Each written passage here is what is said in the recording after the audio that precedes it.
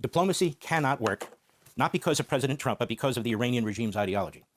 If the president is using diplomacy, like I believe he is, like I hope he is, like I pray he is, as really a military tactic, it's genius. But if anybody believes that diplomacy is going to work, diplomacy as diplomacy, they're dead wrong. Now, if they have to, in their minds, the Iranian regime will wait out President Trump, will wait out all presidents who they think are a problem. 3 years for President Trump, that's nothing to these people. Absolutely nothing. Their short-term goal is to avoid and delay regime change. For the regime, delay means survival.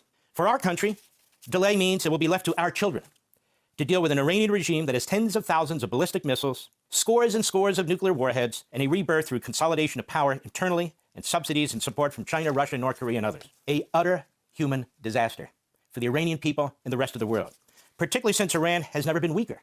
Iran has never been weaker in 47 years. It has no air force effectively. It has no navy effectively. As a matter of fact, President Reagan destroyed their navy in about 3 hours, most of it, as a response to their attacks on one of our ships. And they have no effective ground-to-air missile systems or effective radar systems. They have some, but not enough to matter, really, because they were eliminated in the 12-day war by the Israelis. It's only going to get much more difficult and complicated as time goes on.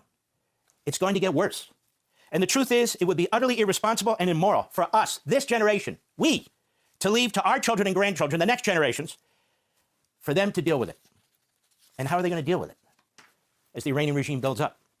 If that regime survives, it will continue slaughtering and imprisoning the Iranian people at will. It will aggressively seek to tighten control over its country. It will continue with a campaign of delay and subterfuge with our country in the West, with international organizations and so forth. It will never abandon its nuclear program. It will never abandon its ballistic ICBM program. In short, the Iranian regime will never surrender its very purpose for existing, to destroy us and the West.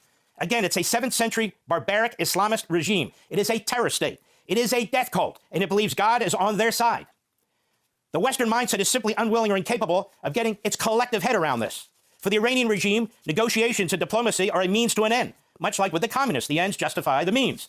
But to be clear, an Islamist terrorist primitive regime with cutting-edge, advanced missile systems and nuclear weapons is the worst possible combination.